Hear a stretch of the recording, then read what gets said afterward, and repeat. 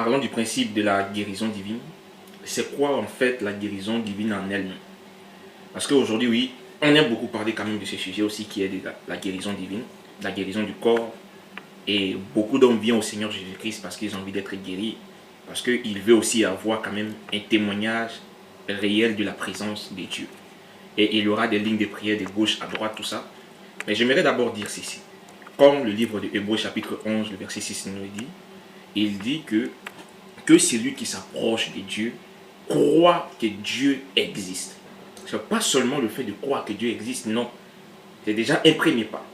Il dit que celui qui s'approche de Dieu croit premièrement que Dieu existe. Deuxièmement, qu'il est le rémunérateur de ceux qui le cherchent. Quand tu t'approches de Dieu, que ce soit dans un moment de prière, que ce soit dans un moment de requête, de demande, tu dois croire que Dieu existe et aussi qu'il est rémunérateur, qu'il récompense ceux qui le cherchent avec foi. Parce que Hébreux nous parle de foi. Que la foi est une ferme assurance, une démonstration des choses qu'on espère. Donc on comprend que la foi, c'est de croire que Dieu existe et que ce Dieu-là, il récompense les efforts de ses enfants. Je vous donne un exemple très simple. Dans la Bible, Jésus pouvait dire, c'est quelque chose comme ça, autrefois, il nous a été dit que tout est possible à Dieu, que rien n'est impossible à Dieu, que Dieu est capable de faire tout selon nos désirs. Dieu, il est celui qui a créé toutes choses. Dieu est celui qui a créé le monde. Dieu, il est guérisseur par excellence. Mais Jésus vient et il change la donne. Jésus dit, maintenant, ce n'est pas seulement à Dieu que tout est possible, mais tout est possible à celui qui croit. Pourquoi? Lorsqu'une personne croit de tout son cœur, cette personne devient un canal. Cette personne, il croit que Dieu peut passer à travers lui. Il croit qu'il peut amener une chose à l'existence. C'est ce que Jésus même pouvait les rappeler à ses apôtres. Pendant qu'il était sur la terre, c'est-à-dire le dernier enseignement qu'il va leur donner, c'est quoi? Et Marc chapitre 16. Voici les miracles qui accompagneront ceux qui auront cru. Donc, on comprend que pour s'approcher de Dieu, pour pouvoir obtenir quelque chose de la part de Dieu, il faut croire. Sans la foi, il est impossible de lui être agréable. Sans la foi, comprends que tu ne peux rien recevoir de Dieu. Et Jésus vous dit, on n'a pas besoin d'une grande foi.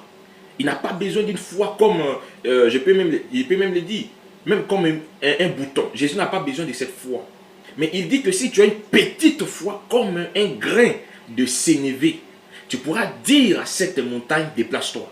Et beaucoup d'hommes, tellement qu'aujourd'hui, ils vous diront que ces choses, les temps des miracles, les temps de guérison, ça c'est les choses du temps apostolique qu'aujourd'hui c'est impossible. Ils vous diront que ces grandes montagnes qu'on doit déplacer, ce sont les problèmes de nos vies, ce sont les soucis, mais c'est faux. Il est possible, il est bien possible qu'avec une foi comme un grain de sénévé, de déplacer des montagnes, de guérir des malades, c'est évident. C'est ce que le Christ nous a montré que si vous avez cette foi et que vous ne doutez de rien, alors il te sera fait d'après ta foi. Et c'est ça j'aimerais les parler. C'est de ça j'aimerais parler encore ce matin, du principe de la guérison divine. Lorsque vous verrez qu'à chaque fois que Jésus voulait guérir quelqu'un, Jésus disait toujours qu'il te soit fait selon ta foi. Qu'il te soit fait, qu'il te soit donné selon ta foi. On a vu que tous ceux, par exemple dans le livre de Matthieu chapitre 8 et Matthieu chapitre 9, on a vu que tous ceux que Jésus avait guéris, Jésus les avait dit que vous êtes guéris d'après votre foi.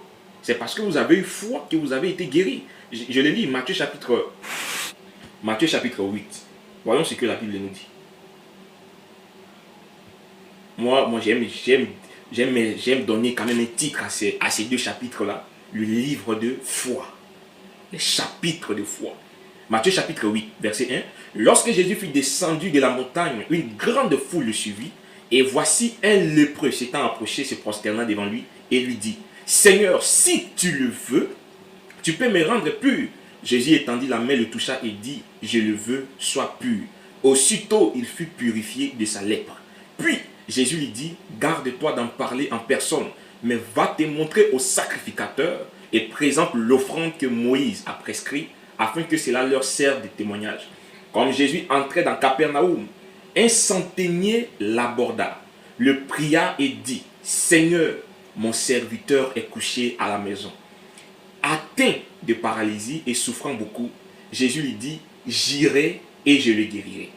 Donc Jésus met ça après. D'accord, j'ai compris.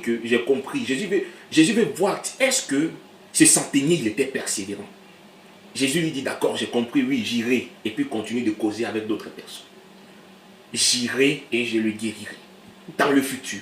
Lui, il parle du présent. Le centenier répondit, Seigneur, je ne suis pas digne que tu entres sous mon toit. Mais dis seulement un mot et mon serviteur sera guéri. Donc on comprend que il est en train d'amener Jésus à comprendre. Il y a eu un dialogue. Il est écrit. Jésus lui donne une écriture, lui aussi il donne. Il était aussi écrit. Seigneur, que tu es un Dieu qui ne connaît point de distance. Ce n'est pas de distance qui créera un problème devant toi. Il dit, je ne suis même pas digne que tu rentres sous mon toit. Mais dis seulement un mot et mon serviteur sera guéri. Car moi, il est en train d'enseigner Jésus. Il dit, car moi qui suis soumis à des supérieurs, j'ai des soldats sous mes ordres. Et je dis à l'un, va, et il va. À l'autre, viens, et il vient. À mon serviteur, fais cela, et il le fait. Après l'avoir entendu, Jésus fut dans l'étonnement. Donc Jésus était étonné. Parce qu'il venait même de convaincre le Seigneur de gloire. C'est ce que beaucoup d'hommes ne savent pas. Dieu n'est pas au-dessus de sa parole. Tu peux amener Dieu en jugement. Une personne peut amener Dieu en jugement contre sa propre parole. Mais disant, Seigneur, tu dis, voici les miracles qui accompagneront ceux qui auront cru. Mais je crois, où sont ces miracles? Où sont ces prodigues? Gédéon l'avait dit. Gédéon a dit, mais si l'Éternel est avec nous, où sont les miracles? Où sont les prodigues? Élisée, traversant le Jourdain avec le manteau d'Élie, il a tapé, en tapant le Jourdain, il a posé la question, mais où est le Dieu d'Élie? Donc, vous voyez qu'on peut amener Dieu en jugement. Hein? Anne, la mère de Samuel, l'avait amené en jugement. Anne, la mère de Samuel, qui passait tout le temps en train de prier pour un enfant, qui passait toutes ses journées devant le sacrificateur, priant pour avoir une grâce, elle avait compris une chose, que lorsque tu donnes à Dieu, il est obligé de te le redonner. Elle dit, Seigneur, si tu me donnes cet enfant, je te fais la promesse de te le consacrer. Et automatiquement, la parole est sortie. Va et que cela soit fait selon ta foi. C'est ce que Élie, le sacrificateur, l'avait dit. Quand elle est partie, elle a eu l'enfant. Donc on comprend que Jésus, même ici, le centenier, venait de convaincre Jésus. La Bible déclare que Jésus fut dans l'étonnement et il dit à ceux qui le suivaient, il va même se tourner vers ses apôtres, il dit, je vous le dis en vérité, même en Israël, je n'ai pas trouvé une aussi grande foi. Donc on parle ici de foi. Donc on comprend que la seule chose qui peut arrêter Dieu dans sa marche, c'est la foi. La foi est un lien. La foi est un aimant qui attire Dieu. C'est pourquoi vous allez voir que la femme à la perte de sang, pendant que cette femme, elle était parmi plein d'hommes, parmi des foules de personnes, et que Jésus était bousculé de part et d'autre. Les gens touchaient ses vêtements, les gens tiraient sa robe. Jésus, Jésus, souviens Jésus, Jésus. Il y a d'autres même qui l'embrassent, tout ça, mais il n'y a rien. Mais une femme qui perdait le sang pendant 12 ans va se dire que si j'arrive simplement, donc sa foi se limitait simplement à toucher le bordure de sa robe. Voilà sa foi. Sa foi en elle, c'était seulement de toucher les bords des vêtements de Jésus et elle était guérie. Peut-être toi, ta foi, c'est quand tu auras seulement à toucher ses ongles que tu seras guéri. Peut-être que tu auras une foi tellement que si seulement j'arrive seulement à voir la foule qui marche avec Jésus, je serai guéri. Parce qu'on a vu plein d'exemples dans la Bible. Au temps de l'apôtre Paul, les gens avaient de si grandes foi que ils n'avaient même plus besoin même qu'on priait pour eux. Il faut seulement les faire toucher. Et si l'ombre seulement de Paul touchait ces personnes, ils étaient automatiquement guéris. Pourquoi? Parce que s'il y a une profondeur qui appelle, Dieu doit avoir une profondeur pour répondre à la question. Donc lorsque cette femme a touché le bordure de ses vêtements, automatiquement Jésus s'est arrêté. Et il posera la question à ses apôtres. Qui m'a touché? Attendez. L'apôtre Pierre, qui était plus âgé que Jésus, même était étonné. Il dit, mais Rabbi, tout le monde qui est là, ils sont en train de te toucher, et puis tu nous poses la question qui t'a touché. Bon, non, nous on va savoir comment. C'est là cette femme va venir pour dire, non, c'est moi qui l'avais touché. Et Jésus dit, non, une force, une vertu m'a quitté. Quand cette femme m'a touché, il y a une vertu qui m'avait quitté. Donc on comprend que Jésus-Christ, c'était la plénitude des vertus marchandes. Jésus-Christ, c'était quoi? Jésus-Christ, il était tout en tout lorsqu'il marchait.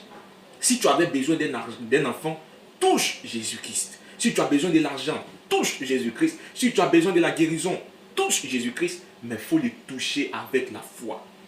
La foi arrête Dieu dans sa course. C'est la seule chose qui peut arrêter Dieu dans sa course. Donc, on reviendra ici à Matthieu chapitre 10. Jésus dit, or je vous le déclare que... Donc Jésus dit, après avoir entendu, il fut étonné et dit, or je vous déclare que plusieurs viendront de l'Orient, de l'Occident et seront à table avec Abraham, Isaac et Jacob dans le royaume des cieux. Mais les fils du royaume, les Juifs...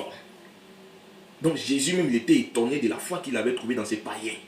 C'est pourquoi vous allez voir que pour les croyants du message, vous verrez que William Branham disait ceci, que parmi tous ceux qui venaient dans ces lignes de prière, parmi la majorité de ceux qui venaient dans ces lignes de prière, c'était la majorité des païens qui étaient guéris. Parce qu'ils avaient la foi. La majorité, c'était des prostituées. La majorité, c'était des voleurs. La majorité, c'était des assassins. Parce qu'ils avaient la foi. Mais les chrétiens, très très intellectuels, les chrétiens avec cette intelligence-là, ils vont se poser la question, mais est-ce que moi-même j'ai la foi? Est-ce que moi-même je peux être guéri? C'est là Jésus même rappelle à ces Juifs que, or je vous déclare que plusieurs viendront de l'Orient et de l'Occident, donc outre qu'Israël, et seront à table avec Abraham, Isaac et Jacob.